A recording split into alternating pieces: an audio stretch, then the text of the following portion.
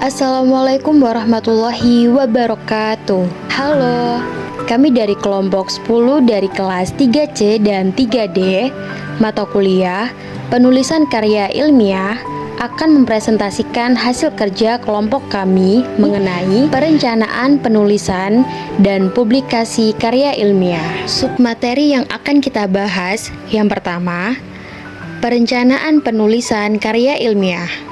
Yang kedua, publikasi karya ilmiah.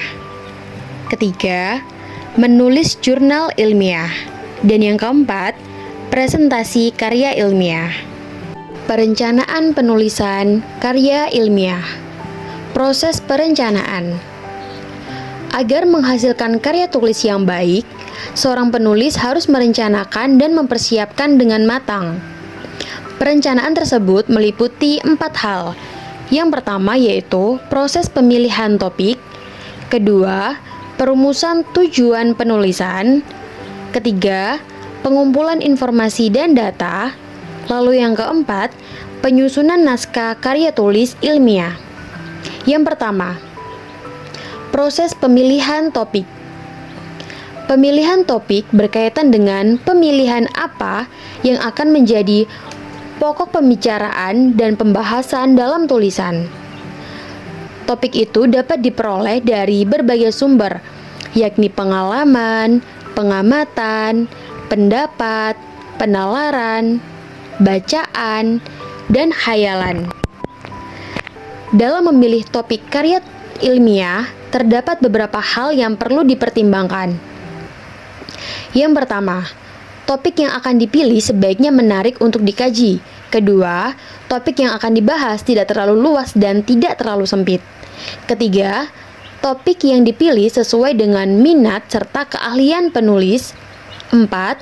Topik yang akan dikaji hendaknya memberikan kontribusi bagi ilmu pengetahuan atau yang berkaitan dengan profesi. Sebuah topik dianggap menarik untuk dikaji jika yang pertama merupakan masalah yang menjadi concern atau menyangkut persoalan bersama.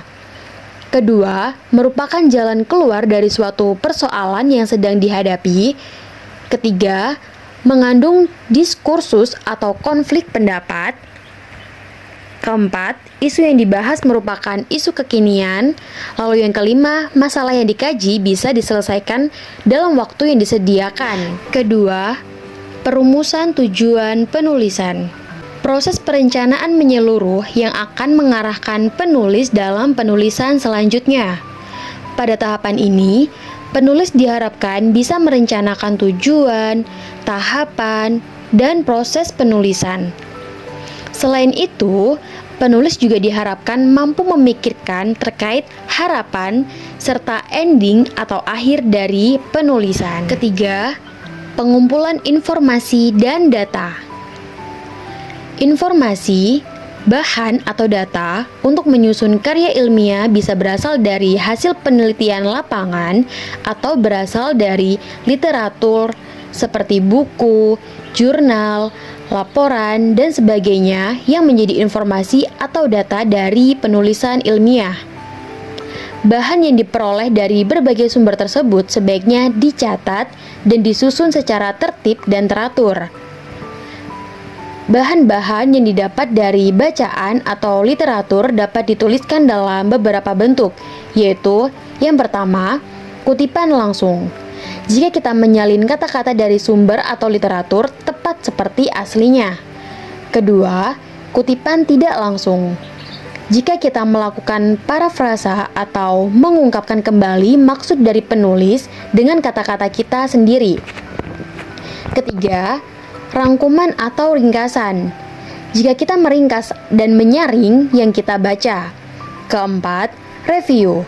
Jika kita mengulas dan mengevaluasi terhadap ide atau gagasan yang dikemukakan penulis. Keempat, penyusunan naskah karya tulis ilmiah. Proses ini merupakan inti dari seluruh perencanaan penulisan ilmiah. Pada proses ini, data yang telah dikumpulkan disusun sedemikian rupa sesuai dengan kaidah dan struktur penulisan ilmiah. Aktivitas menulis, baik itu karya tulis ilmiah ataupun non-ilmiah, merupakan suatu proses kreatif. Selama proses menyusun tulisan, penulis harus menggali ide-ide serta memperkaya ide-ide tersebut dengan mengolah data dan fakta-fakta yang relevan yang diperoleh dari berbagai referensi, hasil penelitian atau pengamatan. Data-data tersebut kemudian dipilah-pilah, dikombinasikan, diorganisasikan, dan kemudian diungkapkan secara tertulis dengan menerapkan sistematika dan metode atau teknik penulisan tertentu agar tulisan tersebut dapat dipahami secara jelas serta sesuai dengan tujuannya. Publikasi karya ilmiah. Ketentuan publikasi. Publikasi penting dilakukan agar karya ilmiah dapat dibaca banyak orang. Mempublikasikan tulisan berarti kita mengibarkan bendera keilmuan kita. Di samping kemampuan yang sudah kita miliki, hal penting dalam publikasi tulisan adalah keberanian kita untuk mengirimkannya kepada media yang relevan dan kesiapan kita untuk dikritik orang lain. Menulis untuk media massa berarti menulis untuk kepentingan publik. Oleh karena itu, tulisan yang dibuat harus disesuaikan dengan kebutuhan publik. Media massa seperti koran, majalah, jurnal merupakan alat yang efektif untuk menyebabkan pikiran dan gagasan seorang penulis. Berikut ketentuan publikasi karya tulis ilmiah. Yang pertama, tulisan harus aktual. Media selalu menyajikan informasi aktual yang terjadi setiap saat. Informasi aktual tersebut menjadi syarat bagi keberlangsungan sebuah media. Oleh karena itu, masyarakat hanya menghendaki informasi aktual yang disajikan sebuah media. Aktualisasi berita biasanya menjadi penilaian utama seorang editor media untuk menentukan apakah sebuah tulisan layak dimuat atau tidak. Lalu yang kedua, tulisan harus menarik. Hal ini berarti sebuah tulisan harus disajikan dengan gaya yang mempesona dan mengambil tema-tema yang menarik perhatian pembaca. Menarik secara penyajian berkonsekuensi pada gaya penulisan seseorang. Secara tema pun harus menarik agar mengandung perhatian karena tema tersebut dibutuhkan oleh para pembaca. Lalu yang ketiga, tulisan harus padat isi. Tulisan di media harus langsung menyentuh persoalan yang dibahas atau diulas. Penulis tidak boleh berpanjang-panjang bercerita. Tulisan yang berfokus menjadi syarat sebuah tulisan untuk layak dimuat di sebuah media. Oleh karena itu, media biasanya membatasi jumlah halaman atau bait kata untuk sebuah tulisan. Yang keempat, tulisan harus bermanfaat. Tulisan juga harus bermanfaat bagi pembaca. Penerbit koran dan majalah adalah para pekerja profesional yang menggantungkan hidupnya dari penerbitan. Mereka hanya memuat tulisan-tulisan yang laku dijual kepada konsumennya. Tulisan dimaksud adalah yang mengandung manfaat bagi pembaca. Oleh karena itu, karya tulis ilmiah yang tersaji di media dan harus ditulis dengan penuh kebermanfaatan bagi pembaca.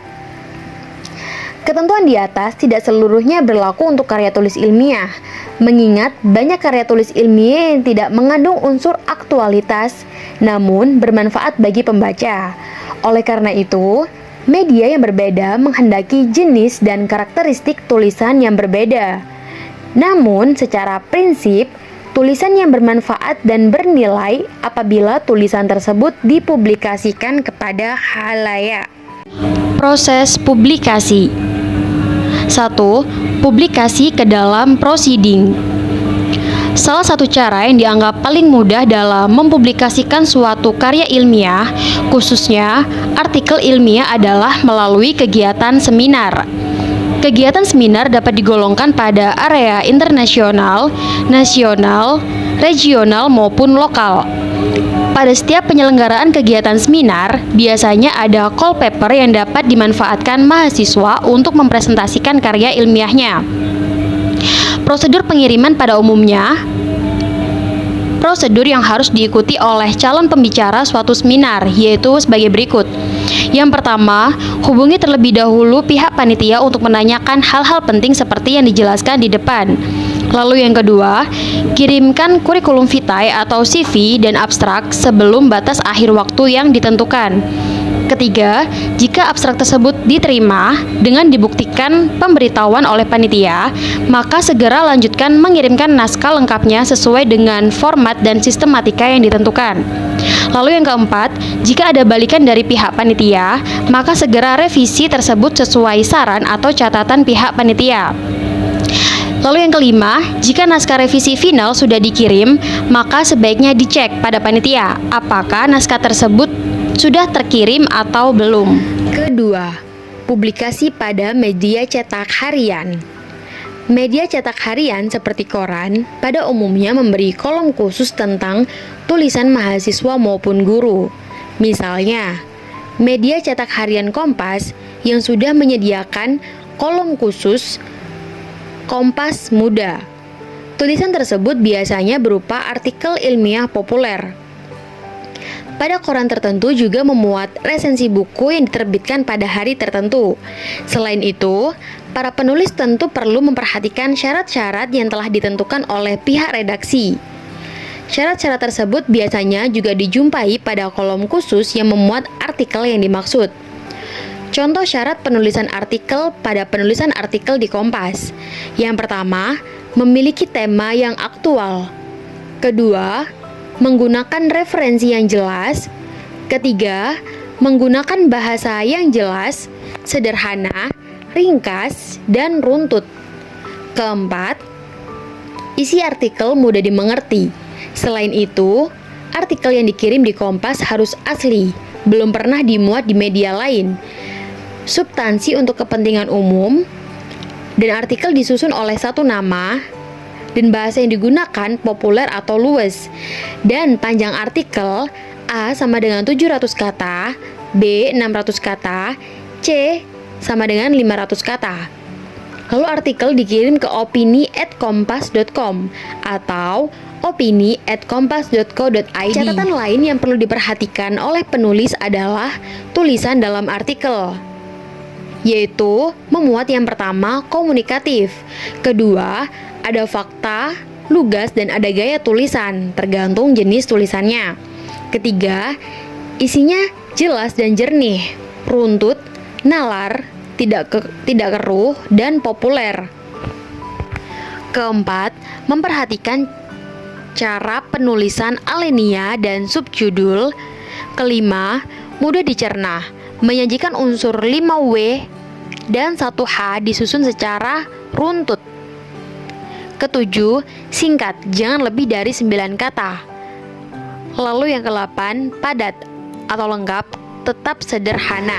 Ketiga, publikasi pada jurnal ilmiah. Bentuknya biasanya kurang lebih mirip majalah, namun dengan format berisi kumpulan rangkuman karya ilmiah yang dibuat masing-masing peneliti. Jurnal ilmiah terbit dalam setiap jangka waktu tertentu, bisa bulanan atau bahkan tahunan. Jurnal ilmiah diterbitkan oleh lembaga publikasi ilmiah, baik berupa kampus, perusahaan, atau media lainnya. Adapun prosedur yang perlu diikuti dalam proses publikasi, yaitu sebagai berikut. Yang pertama, kirimkan naskah lengkap artikel tersebut pada pihak redaksi atau pengelola jurnal dan beritahukan pada pihak redaksi bahwa Anda sudah mengirimkannya. Kedua, segeralah revisi naskah tersebut sesuai catatan redaksi jika pihak redaksi mengembalikan dengan catatan atau revisi. Adanya revisi menunjukkan bahwa naskah tersebut masih layak untuk dipublikasikan.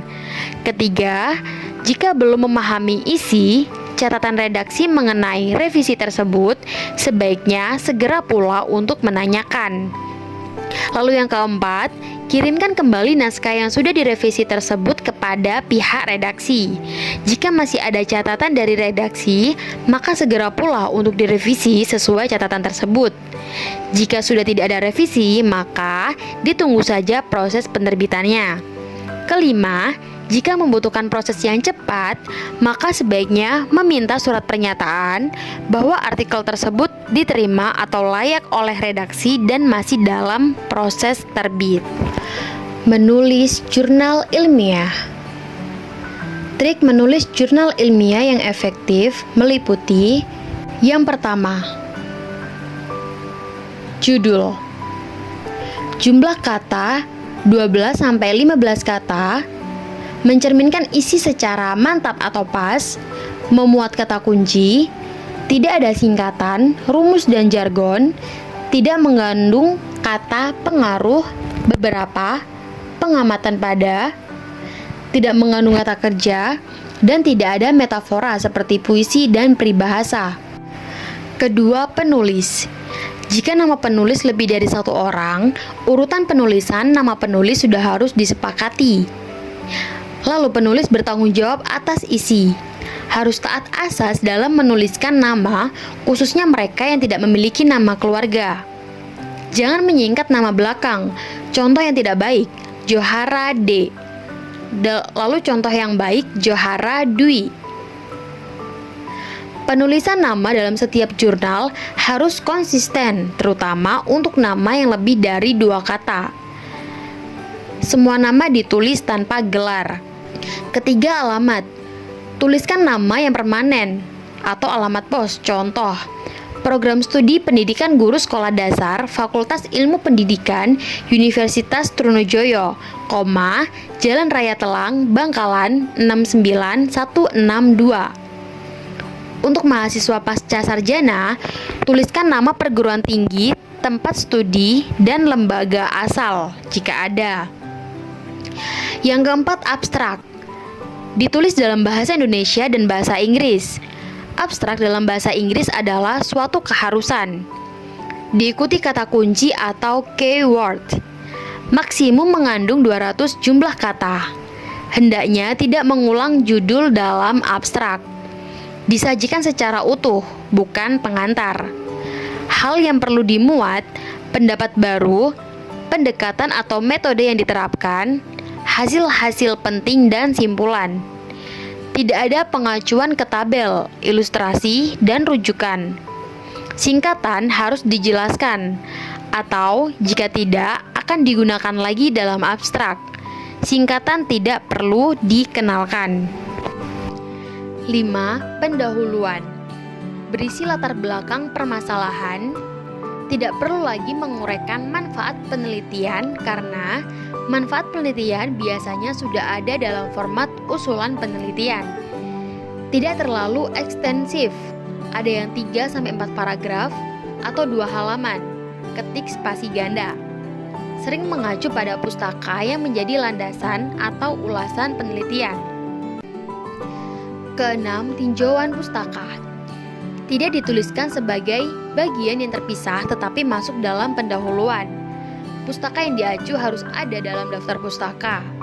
Acuan harus relevan, mutakhir, dan dari acuan primer atau hasil penelitian ilmiah, bukan pengertian sesuatu hal atau proses tertentu. Pernyataan umum tidak memerlukan pustaka rujukan. Contoh yang tidak baik, cita rasa dan warna biji kakao terbentuk saat proses fermentasi. Dalam kurung, Samsudin dan Dimik, 1986. Jangan mengutip kutipan, misalnya Novi dalam Rahman. Ketujuh, metode penelitian. Tulis metode penelitian, bukan metodologi penelitian. Uraikan metode secara terperinci. Lalu, jika metode mengacu pada prosedur standar, tulis standarnya atau pustaka acuannya. Jangan mengacu pada prosedur praktikum. Jangan menggunakan bentuk kalimat perintah. Alat seperti gunting, gelas ukur, pensil, dan lain-lain tidak perlu ditulis, tetapi perincilah peralatan analitis, bahkan sampai tipenya.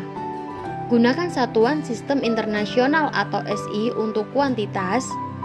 Hanya boleh menggunakan singkatan yang sudah standar. Lalu yang kedelapan, hasil. Sajikan secara bersistem. Lihat tujuan penelitian atau hipotesis.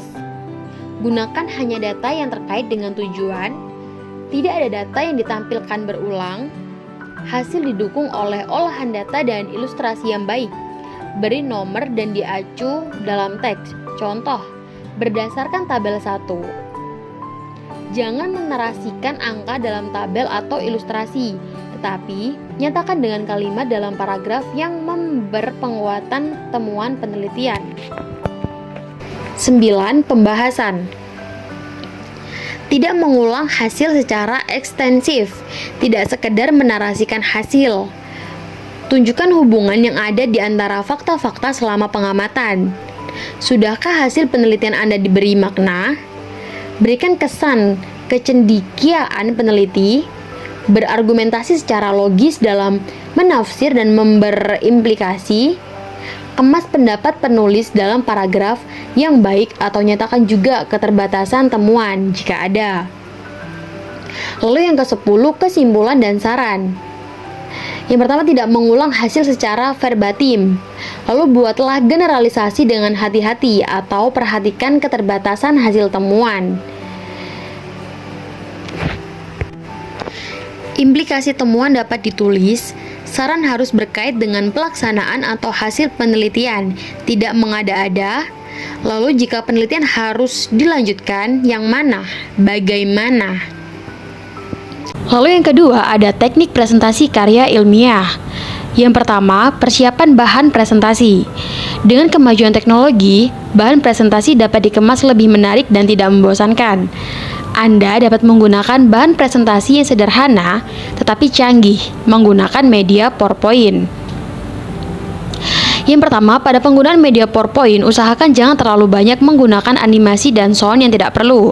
Kedua, gunakan tema yang simpel, kalau bisa bermakna sesuai dengan tema presentasi. Penggunaan warna tema yang mencolok tidak dianjurkan. Gunakan animation effect seperlunya saja pada tampilan presentasi. Jangan menggunakan animation effect pada seluruh tampilan.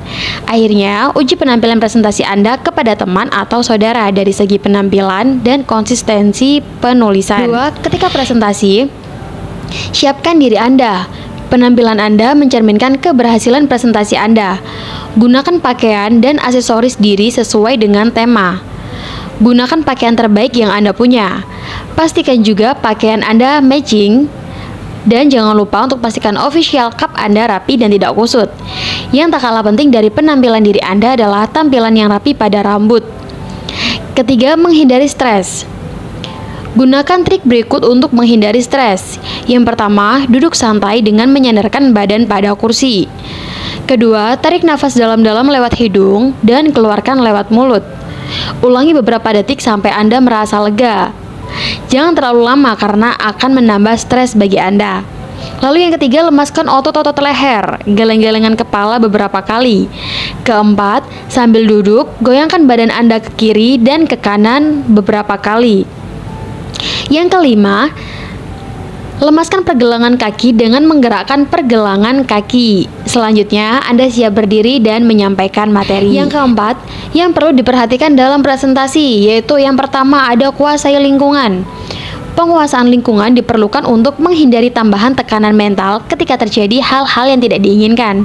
Trik yang dapat dilakukan adalah datanglah sesaat sebelum presentasi dimulai. Lalu yang kedua, perhatikan audiens.